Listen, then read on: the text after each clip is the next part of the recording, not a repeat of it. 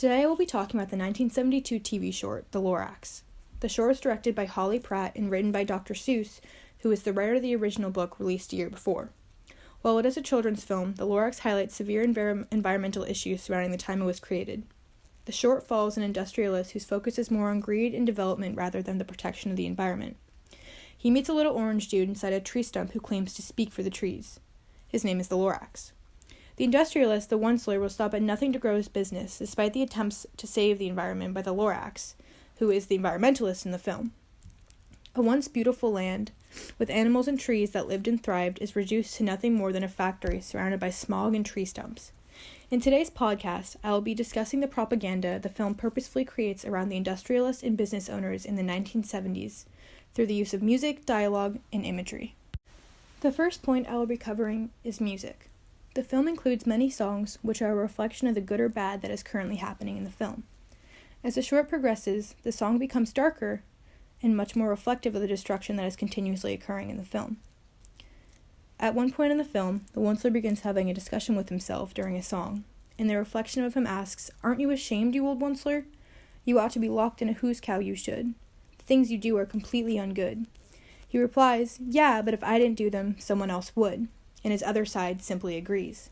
This whole conversation is a representation of what was perceived to be the thought pattern of an industrialist/business owner. By saying someone else would, the film is expressing the idea of the competition to destroy and create business for the prospect of money. In another example, when the land becomes so smog-filled and barren, all the animals have to go, which are the swami swans, the barbaloots, and the hummingfish. They leave in a sad song with their heads hung off to an unknown place. One of the fish even says, "I hear things are just as bad up in Lake Erie." At the time, Lake Erie was known to be uninhabitable for how bad the population was due to industry. The animals all having to leave with no choice expresses the sheer truth of the destruction of different habitats of many species at the time. The extinction crisis caused by the treatment of our environment was even said to have started in the 1970s, when industry and pollution was at a worst.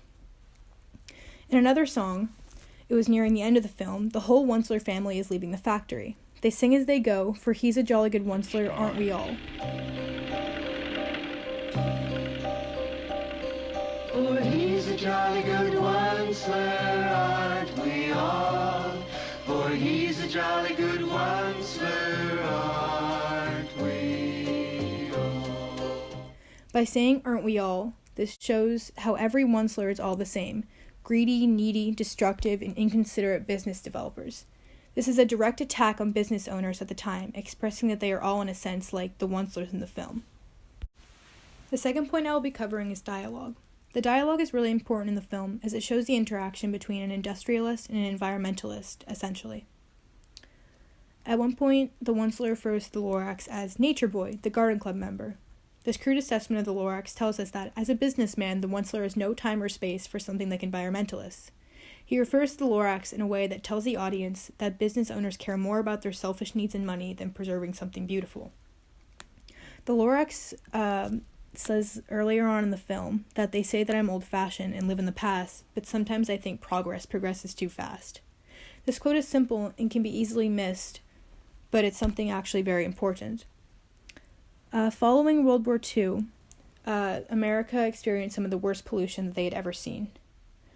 The progression from and following the war was at rates that were hard to keep up with. The Lorax saying, "I think progress progresses too fast," is referring back to that, and in a way calling out the people who were part of the overproduction.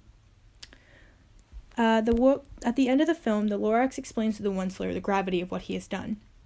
The animals are gone, the land is destroyed, and the sky is filled with smog.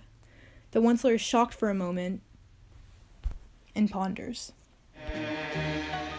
Well, Mr. Onceler? First the poor barbaloots, then the poor swami swans, now the poor hummingfish. Oh, Mr. Lorax, Mr. Lorax. This cursed factory of mine, now at last I understand. Mr. Onceler, Mr. Onceler! Huh? Oh, yes, Miss Onceler. Stock market's just closed, and Thnees Incorporated stock is up. Up 27 5/8 points. Wow. Wow. Howdy-do! Now, you listen to me, Pop, while I blow my top. Trees! You speak for the trees. Well, I speak for men and human opportunities. For your information, you Lorax, I'm figuring on biggering. And biggering, and biggering, and biggering, turning more truffula trees into needs, which everyone needs! The reaction of the Onceler is saying that money is essentially more important, and that's the mindset that the Onceler has. In the film, adding this in is stating that about business owners and industrialists as well. The third point I'll be covering is imagery. The imagery in the film expresses the symbols and the importance of them in relation to propaganda. In the beginning of the film, when the whole Onceler family is heading in, they're running over flowers, letting out harmful emissions, and throwing whatever trash they pleased out of their window. They are expressed as having absolutely no regard to the environment around them. In a similar example, as the industry of Thneeds is growing and growing, a garbage truck heads over to a blue stream and dumps all of its contents into the water. On the side of the vehicle it reads, "Sanitation is beautiful." The whole idea of sanitation is to protect public health and keep areas clean. However, this imagery expresses the exact opposite. People didn't care about keeping the environment clean and healthy, but more about useless gizmos that became a followable trend to have, like the Thneed. Throughout the entire film, the Onceler family has green hands and green bodies, but their faces are never shown. I believe this is a representation of how all business owners are targeted and expressed the same by the film. They have very little variation at all, besides their slightly different names and varying voices. The 1970s were a bleak time for the environment. The Lorax seems to understand and express that. The film recognized the undeniable patterns of business owners and industries all doing the same things and acting the same way in the way they ran their businesses. Destruction was a top priority in creating a business, and still is today. Not to say that logging and business creation is all bad, of course, but the film highlights the extreme that business owners and industrialists have gone to. Logging and industrialization have been the foundation for a growing society, and have been immensely important in the further development of mankind. However, as expressed in the film, sometimes it can be taken too far. The propaganda expressed in the film is more to warn people of the severity of what could happen and has happened before. Consequently, the logging industry was so infuriated by the book and movie for its expression of their industry that it was banned in many schools. Nonetheless, though, it shows the people what many failed to see at the time. By using intense imagery, dialogue, and music, viewers can see what a world where corporate greed is more important than anything else can look like, which is really the main takeaway from the film.